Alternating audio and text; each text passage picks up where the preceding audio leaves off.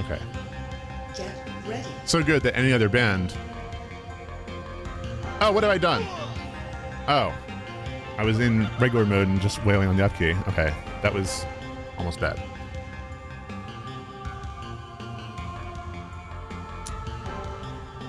Just give me a sec here. I'll make my terrible jokes when I'm not having to make moves.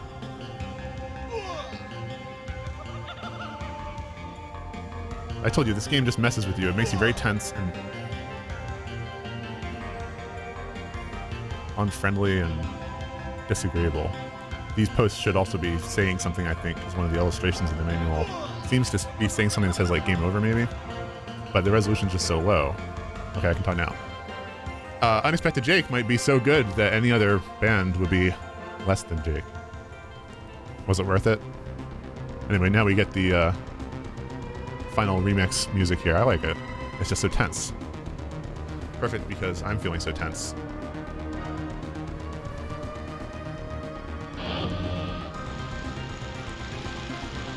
Lawnmower's behind me.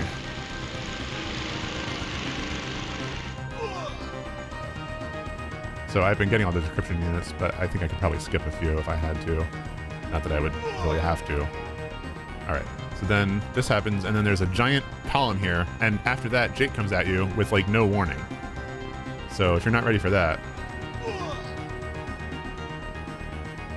it just scoops you up. Ridiculous. And it just keeps on going, over and over. More foot cam. See, that's an angle that it kind of messes with you. It's probably to reset this so that it can give you another bunch of video that's been pre-rendered.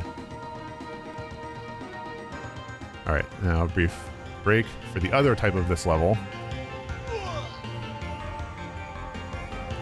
I like the completely perfect reflections that you get from these things, though. Like I was saying about the stylized looks, I think I'm just attracted to that sort of very polished thing sometimes.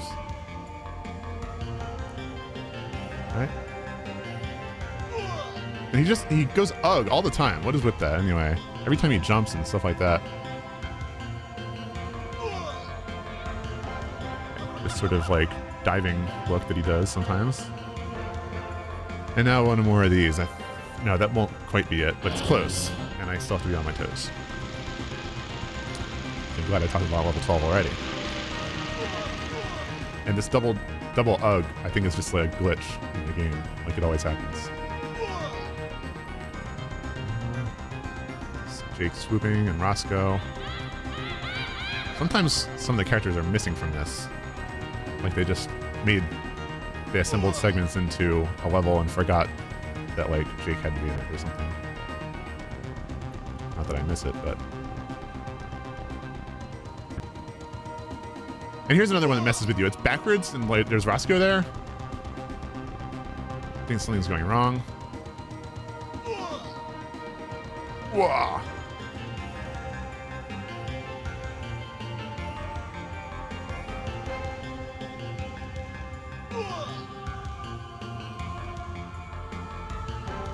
Really gets kind of tedious after a while, some of these, especially once you figured it out and there's less challenge to it, but I think I have to do this jumpy thing again here. I don't know if McKeen gets you. I've never actually failed to make that jump, but when he does, it comes out of nowhere. Now, I don't know if I've never actually tested this because I didn't have a chance to try every other type of move, but there are two things there. If you jump into the top one, does it do something bad? I don't know. All right, so here, I can jump after the little thing goes, and that's fine. And then I'm supposed to go to the right. The only thing that I ever figured out is I should just wait till here and then start madly jumping. And he eventually jumps up, grabs the thing, bounces off the director of the shop, and then comes back the other way. And then Peter's back, and we get a closing cinema here, which is a little disappointing in terms of like the length of the credits and stuff, but since you have the option of not collecting the decryption units and killing Carla and or Peter, you can also get a bad ending to the game which is basically if you didn't rescue both of them, then one or zero of them fades back in, you fade back in, and then the game just ends.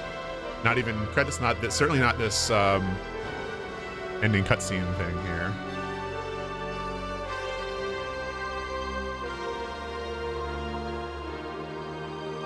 Where we finally have defeated Job in his mad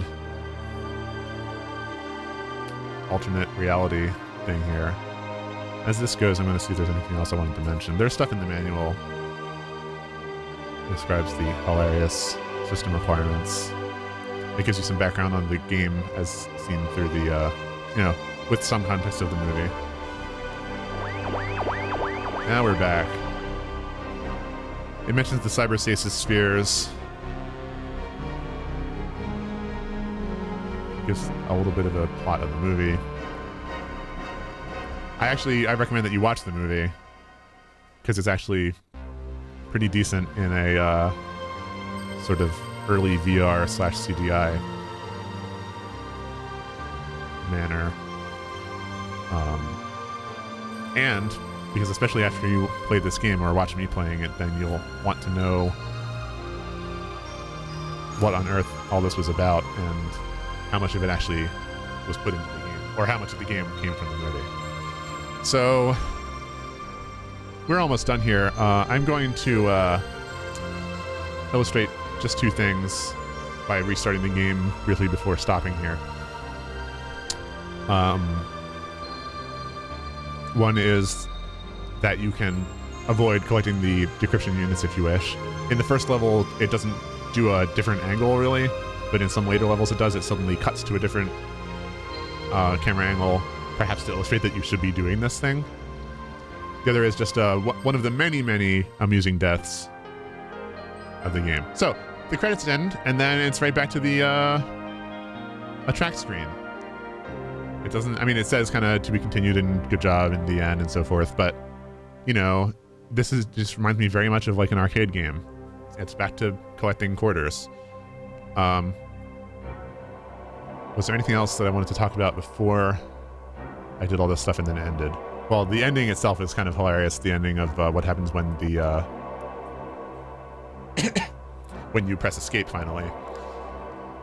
But then I'm going to stop the recording. So thank you for watching this. You can easily get a copy of this on eBay for like $1, the DOS version, and play it in DOSBox. I have seen like one review of it from someone who found like a box of CD-ROM games in his attic or basement or like donation box or something. It didn't come with the manual, so he basically had no idea what was going on and gave up very quickly. I'm still feeling incredibly tense every time I play it, even now that I figured out how to do that last cyber bogey and figured out how to actually beat the game. I would not hit a button. I would like wait too long to press up, thinking that I had to wait till he was actually on the conveyor belt, for example. And then he would go down the other one. No, he would always go down the one on the right. Always. And he just wouldn't jump, and then he would fall off the edge and go, ah! You haven't actually heard the scream because the only time that I died was in Cyber Bogey, and he doesn't scream when he dies then.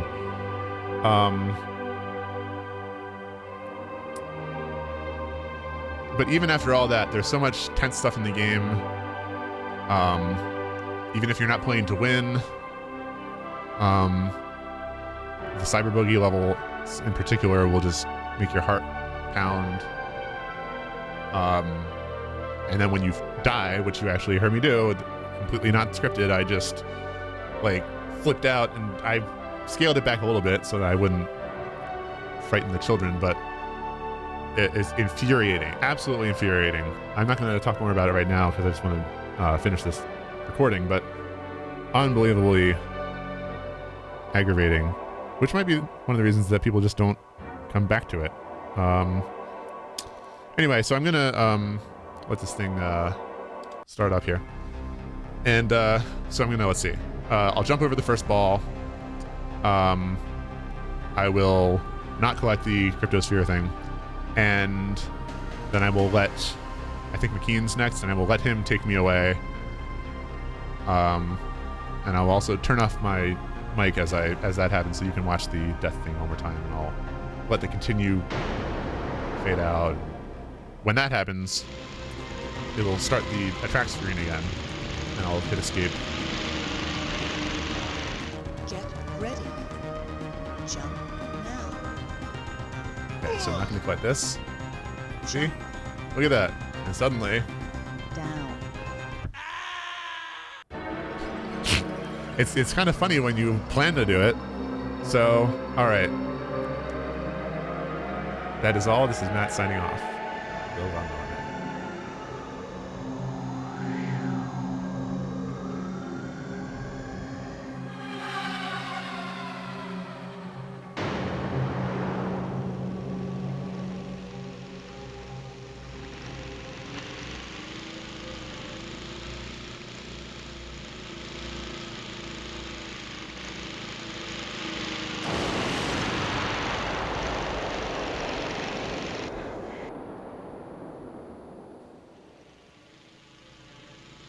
Lawnmower Man's in your head now.